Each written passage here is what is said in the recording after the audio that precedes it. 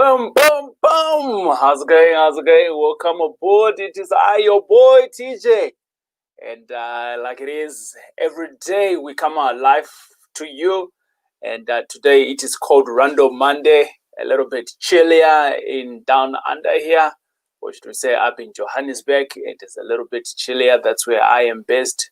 And if you've never been here before, hey, good morning. How are you? And what we do on this year is we talk about property, real estate, and we come out to you every day, Monday to Friday.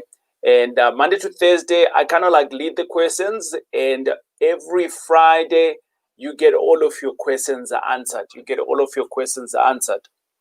And we're given the right for us to be actually up in here talking about it. I do property full-time in the company M5 Real Estate. Boom!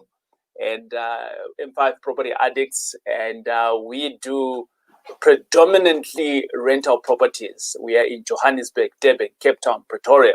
Soon launching Bloemfontein.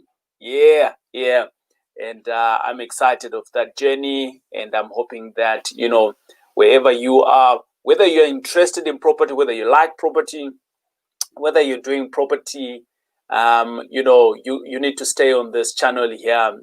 Make sure that, you know, you're subscribed. Make sure that you like our pages and you are continuing with the journey with us. We are always giving out content, valuable content, so that you can learn, we can learn in the process. When you're teaching someone else, you're also learning in the process.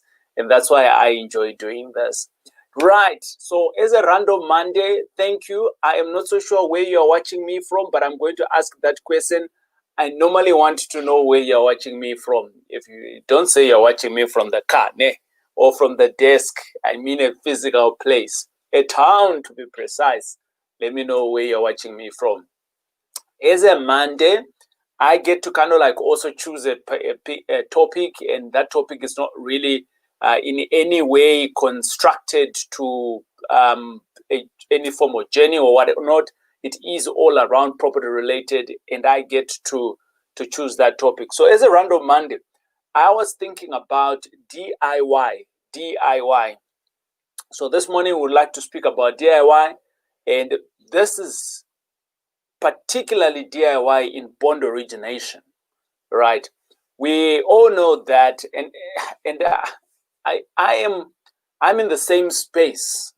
So this by no means was did I run away from this, but I was in the same space. So back in the days, before what I know now, what basically used to happen is that you all know that I used to work for the bank, right? So when it came to bond origination, the first time I was buying a house, I didn't know what I knew.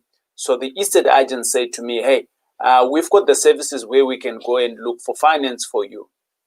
And I said, okay, great. There you are. There all of the paperwork. And I remember that I had a private banker.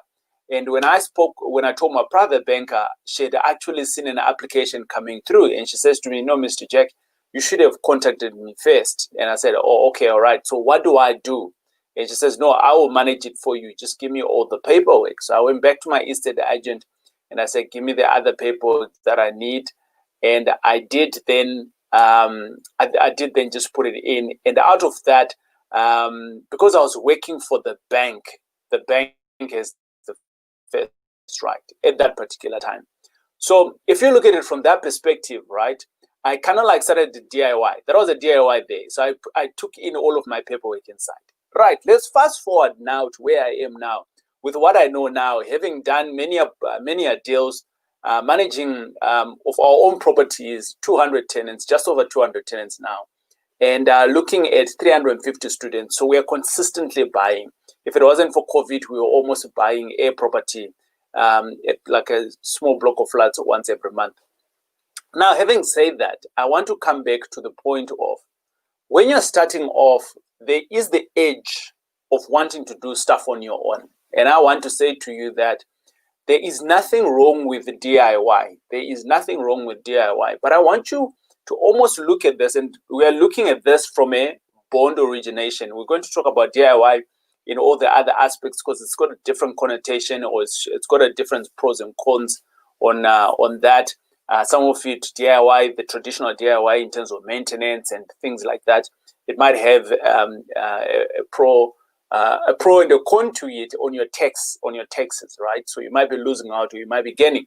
So I want to look at it.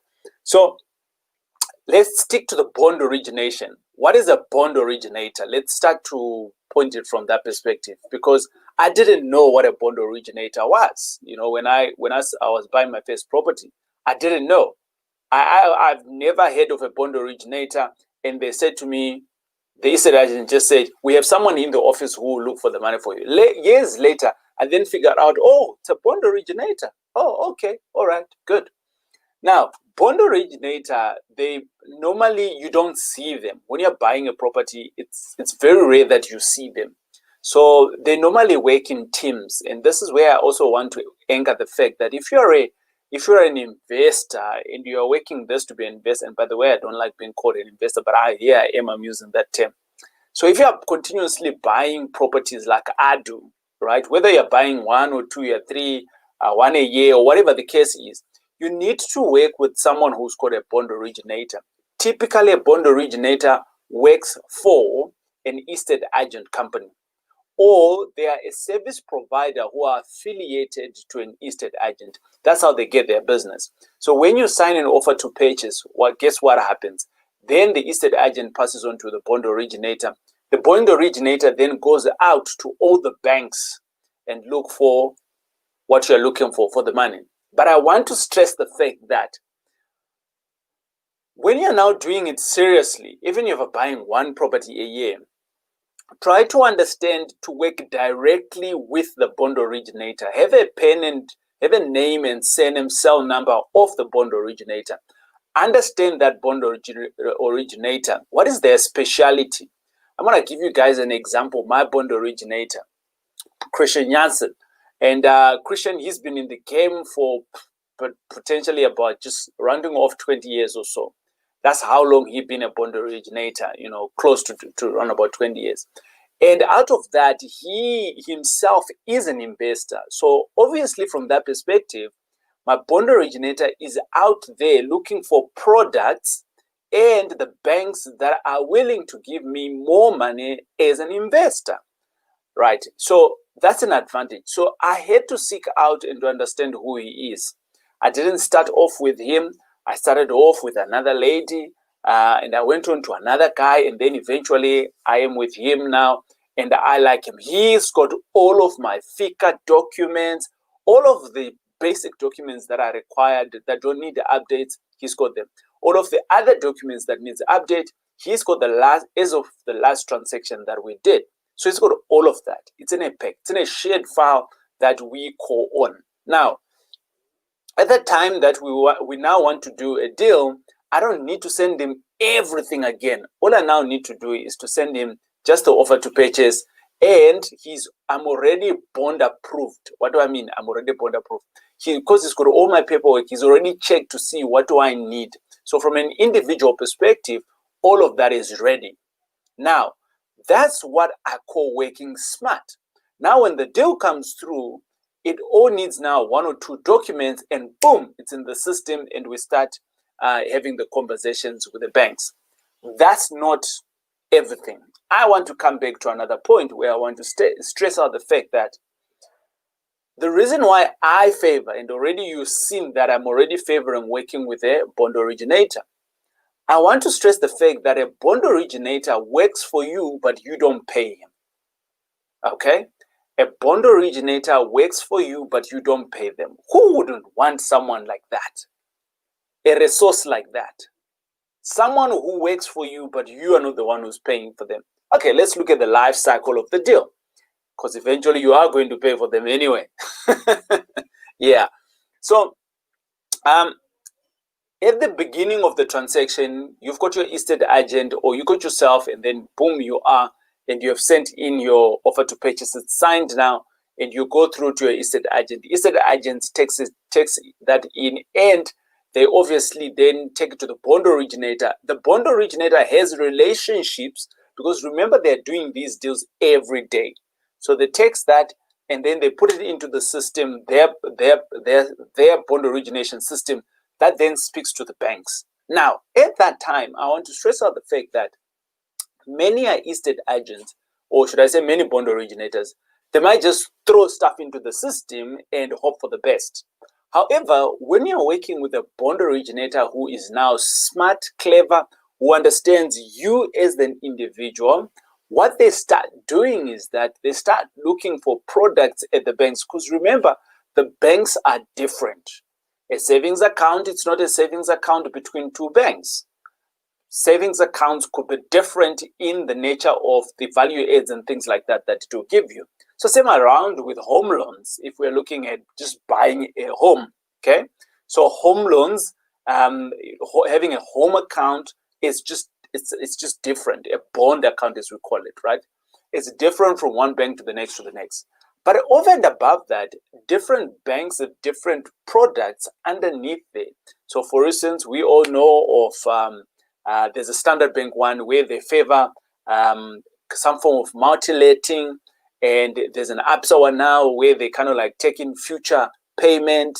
I think SA Home Loans also, they started off with that one, and they're doing that, right? So from that perspective, if you're an investor, you wouldn't know all of those things, right? So already at that point, you are at a disadvantage. But because your bond originator is in the game all the time, which means that they are more exposed to many things, right? Or to many products, so to speak. So from my perspective, I always say that if you're doing something, right, when you're starting off, it might look like, yes, you might be saving some money, because we did say that, yes, the estate agent takes your offer to purchase, then goes into to the bond originator. Then the bond originator takes this into the banking system. And then we all pray that you're going to get now all of the money that you're looking for. Now, who's going to pay for the bond origination services? Because you don't pay it, or it looks like you don't pay for it. You don't pay for it up front. The bank pays the bond originator. How much do they get paid? Angas, I don't know. I am the bond originator. I don't know. Does it worry me? No. Okay. However, because of my banking background, obviously, because they are paying for it, the bank is paying for it, they need to recoup their money. How do they do that? Do they recoup it by the services that they are giving you? Do they charge it directly onto your home loans? I don't know. But the whole point is that the bank is a business, so they need to recoup that money somehow. Are they going to recoup it over the next 5 years, 10 years? I don't know. Is it worked into your bond? I don't know, right? Again, it all depends. But the reality is you are going to still pay for it, right? But you're going to pay for it in a different manner, right? Or the bank might say, well, we're not paying for it, but well, their interest that they are charging you could be slightly on the high side. And obviously, you know, part and parcel of that is the bond origination fee was an expense to them that they still need to deduct as and when they are making profits. Does it make sense? I'm sure it makes sense. Okay, good. So now that we know that the bond originator has kicked in, they have helped you, and they're being paid by the bank at that particular time, and now you've got your money, I am of the view that at any given time, you need to be working with a bond originator. It is important. Let's look at it from the other side. Hey, TJ, why shouldn't I not work with my bank? Right. The reason why you shouldn't just work with your bank, and by the way, by no means, you can work with your bank. It's your application. You do what you want, right? Uncle TJ is just giving you some advice because I've been in the game for a while, and what I'm telling you is what I'm doing, right? Now, the reason why you don't want to just work with your bank is it is good to work with your bank. However, what you now need to do is that whenever you put in an application to your bank, and I've seen this many a times, you put in an application with your bank and maybe they give you a 10% on your bond. However, the next bank gives you a 9%.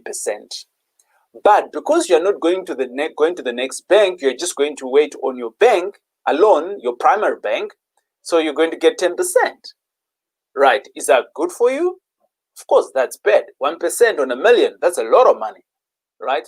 So the reason why I would favor for you to kind of like work with a bond originator is I'm of the view that a bond originator is your shopping agent. Your shopping agent, that's the way I view them. They help me to shop around for the best rate. But this is where when you are kind of like starting off. So when you are kind of like starting off, yes, you are shopping around. However, the more you are buying and the more you're growing now, you now need to get into a level where the bank now plays a pivotal role in your funding, because now the bank now starts seeing, oh, this guy is not just a number anymore, but he's a good number because he's bringing in more business. So now they want to start looking after you a little bit more. Again, when you're starting off and then the bank now wants to talk to you a little bit more, and they're sending now people at your house or at your office, that happens, by the way, right? It doesn't mean that at that particular time you should just jump in bed and like, yes, FMB, I'm with you all 100%.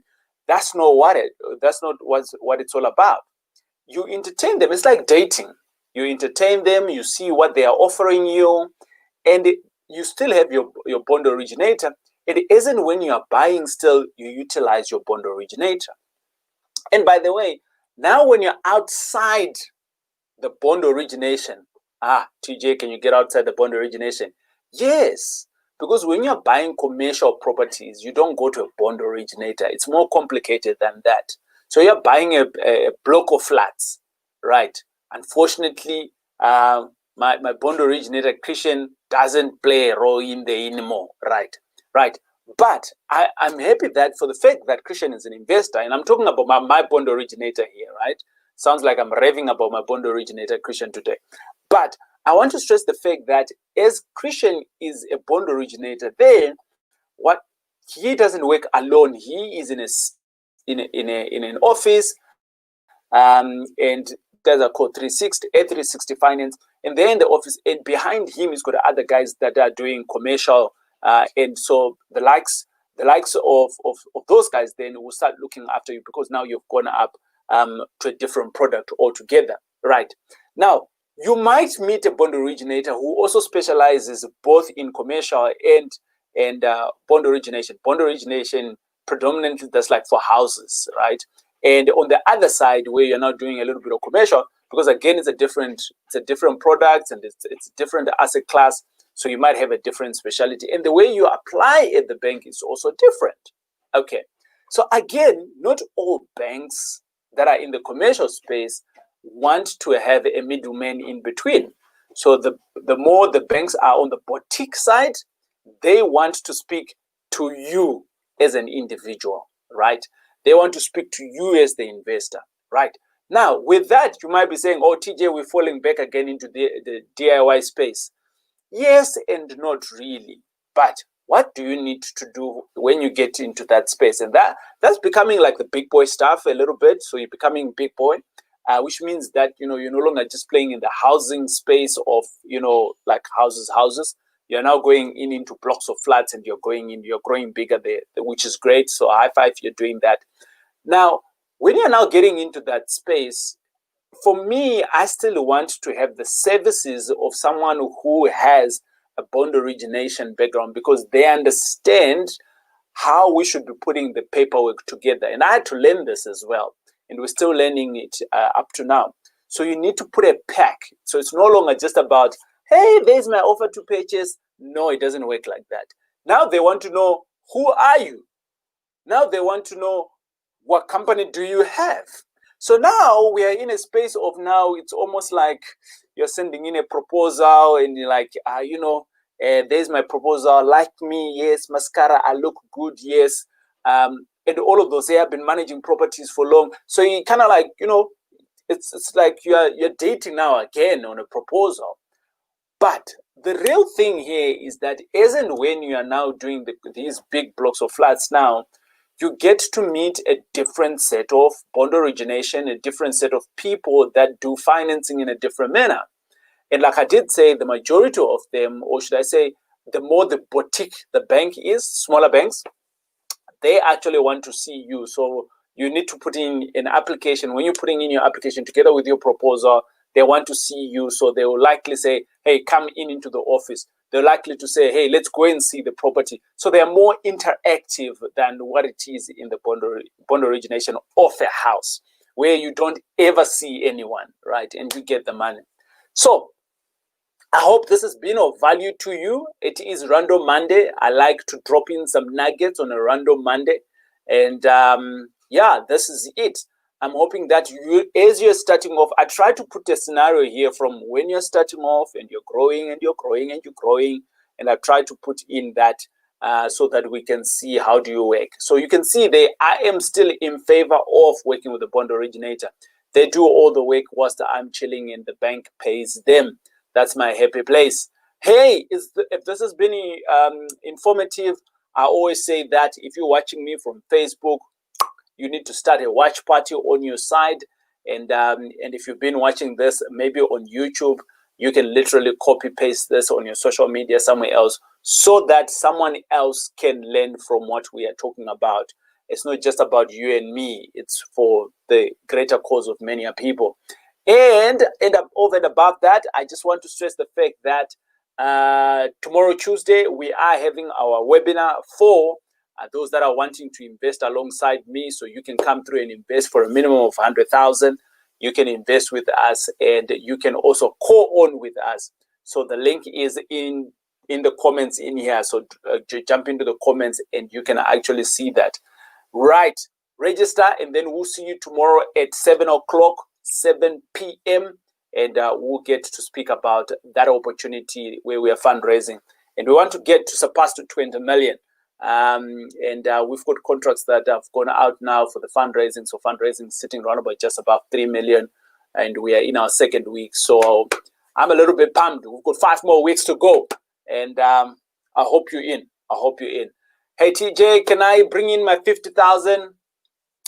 Let me know how much you got. Let me know how much you got. I might have some discretion here and there because there are some people that are also buying 450,000. So I still have at least half a share or here and there available. So let me know if you want to get into the big boy stuff.